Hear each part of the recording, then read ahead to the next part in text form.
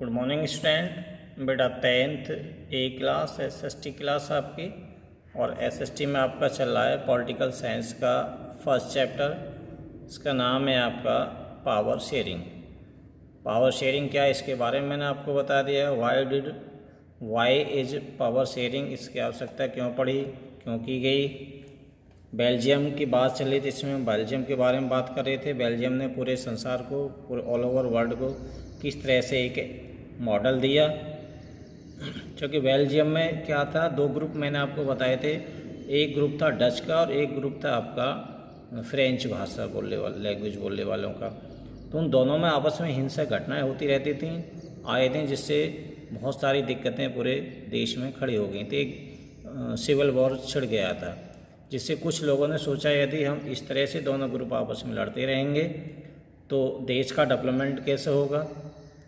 तो इसलिए कुछ लोगों ने फ्रांस, जो बेल्जियम था, उसमें संशोधन किया उसके कॉन्स्टिट्यूशन में, संविधान में, और उसमें 4 परिवर्तन उन्होंने किए, 4 चेंजिंग किए उन्होंने। किस तरह से किए, और जो पूरी दुनिया को आज वो सराहनीय हैं। तो किस तरह से उन्होंने चेंजिंग किए, सबसे पहले बात करते हैं reason of tension in Belgium. Belgium में किस तरह की टेंशन चल रही थी उसके बारे में बात करते हैं पहले। फर्स्ट था फ्रेंच कम्युनिटी, जो फ्रेंच भाषा बोलने वाले समुदाय के लोग थे, was relatively rich and powerful than Dutch communities.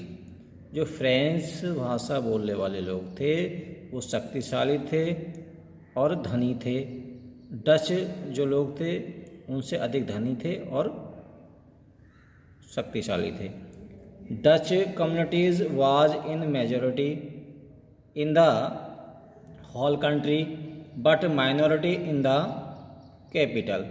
जो डच लोग थे उनकी संख्या देश में ज़्यादा थी, लेकिन उनके पास कैपिटल बहुत कम थी, धन बहुत कम था। तो इस तरह से दोनों में हिंसक घटनाएं होती रहती थी, अपने अपने समुदाय में दोनों में आपस में हिंसक घटनाएं होती रहती थी, वायलेंस होता रहता था। तो उसको कम करने के लिए, उसको ख़त्म करने के लिए कुछ स्टेप लिए वहाँ के लोगों ने, जो विद्वान लोग थे या वहाँ की जो सरकार थी, उसने कुछ स्टेप लिए। वो कौन कौन से स्टेप्स थे उन्होंने जो लिए, जो कदम उठाए उन्होंने। फर्स्ट था आपका constitution prescribed that in the number of French and Dutch speaking ministers shall be equal in number in centre government. तो पहला स्टेप उन्होंने लिया, जो उसमें संविधान में संशोधन किया, उसका पहला स्टेप था कि जो हमारी संसद है, जो बेल्जियम की संसद है, उसमें डच बोलने वाले और फ्रेंच बोलने वालों की संख्या, जो मेंबर ऑफ पार्लियामेंट हैं, उनकी बराबर रहेगी। ये तो उनका पहला स्टेप था। दूसरा स्टेप उनका क्या था? दूसरा स्टेप था उनका गवर्नमेंट, ठीक है। सेकंड था उनका special law require support from both the group, one group can not take decision.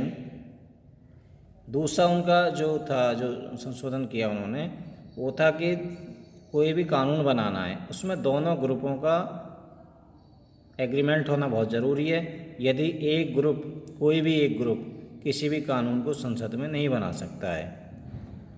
तीसरा था स्टेट गवर्नमेंट।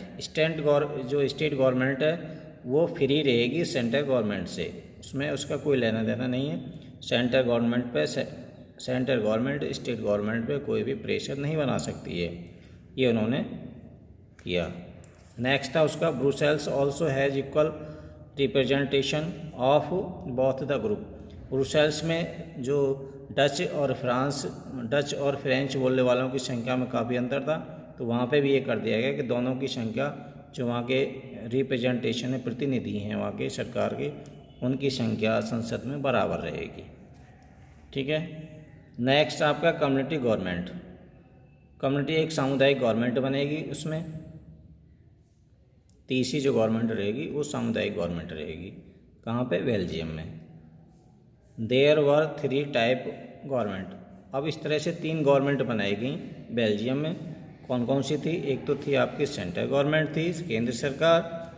स्टेट गवर्नमेंट, राज्य सरकार और कम्युनिटी गवर्नमेंट यानी कि सामुदायिक सरकार। इस तरह से 3 गवर्नमेंट हमारी रहेंगी। बेल्जियम ने ये मॉडल पूरी दुनिया को दिया और इसी मॉडल की काफ़ी सराहना की और बेल्जियम में जो कॉन्फ्लिक्ट, जो वायलेंस हो रहा था वो सदा के लिए समाप्त हो गया।